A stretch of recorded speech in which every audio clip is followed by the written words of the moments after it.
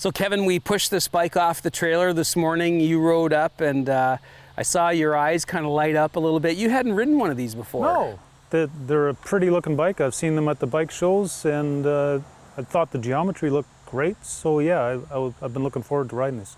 So we fired it up, big parallel twin. What was your first impression of the engine?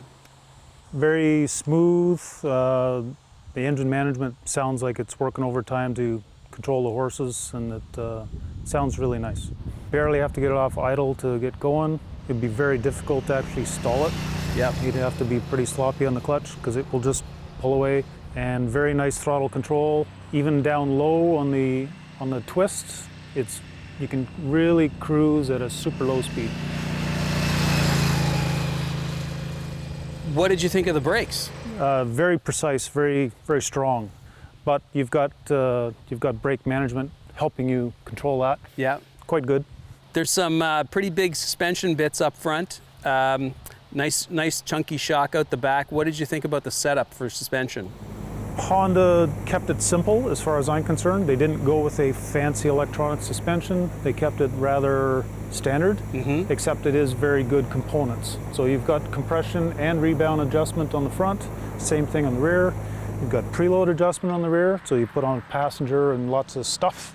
You can crank up your preload, give it some more rebound, whatever. It's all there, yet it's all very simple. Yeah. What was it like in terms of the riding position, where your feet, your hands fell, the wind? What was it like just to be out there on the saddle? Well, for wind, there was no buffeting. I was examining how the windshield is set up and in the driveway before we left and go, okay, it's got big pockets here. It's even got pockets in the cowling, so there won't be any vacuum going on, any buffeting behind the windshield, and it's true. You get out there on the road and there's nothing. Yeah. How did it fit you? I like the way your knees kind of tuck in here, but... I'm surprised the distance from the seat to this little bump in the tank. You could have knee pads on and everything, you still wouldn't hit that. Right. It's a huge amount of room in here, but I guess that's to give you some room to move around when you're off-road. Yeah. Because too often you end up smashing into these with your knees when you're off-road. There's tons of room here. You were asking about the traction control. You were trying it out. What did you think about that? So you go back to first impressions. I'm going, okay, how do I go through my menus here? There's no menus. Well, that's the secret. There is no menus. Yeah. It's one little switch that will give you 3 different levels of traction, what I'm calling intervention. So the biggest bar is the most amount of intervention, 2 and 1. 1 is very little intervention, but it's there. Yeah. Did you like it when you had one bar? Once I got used to it, yes, works fabulous. Yeah. There's no menu because you don't need a menu. Yeah. Right? You just need to see 1, 2, or 3 bars. That's all you need to worry about. Keep going. And it's on the fly. You don't have to stop. You don't have to have the clutch in. Don't be gliding with no throttle. You just hit that anytime you want, and it'll change the bars. Carry on. Kind of nice, eh? Yeah. Yeah. So simple. It's great. What did you think about it? We gave you a chance to ride it on the road, obviously, but we also did a little bit of off-road. What was it like for you to be able to go on off so quickly, and what was it like when you got off on the trail? So I ride a lot of these large bikes, and I always go off-road with them. When I looked at this bike at the show, I thought the geometry looked good, and when I rode it off-road today, that cemented that. I know for certain that this bike works very well in bumpy conditions. Yeah. If you had to ride in that sort of stuff all day long, you would start tweaking your settings to get it perfect. But it's quite good right out of the box.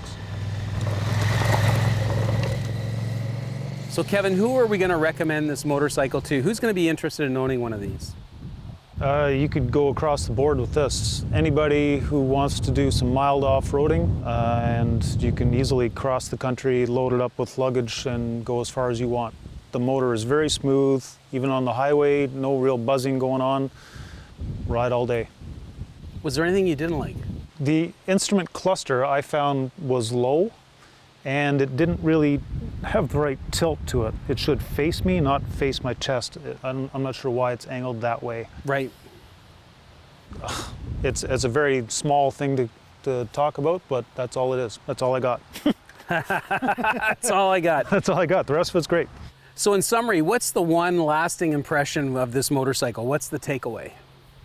Pleasantly surprised by the simplicity and the complexity all at the same time. They've amped it up where the motor is concerned and the engine management, traction control, but left the suspension normal but adjustable, kept the cost down, and yet it's a big, beautiful machine. It's great.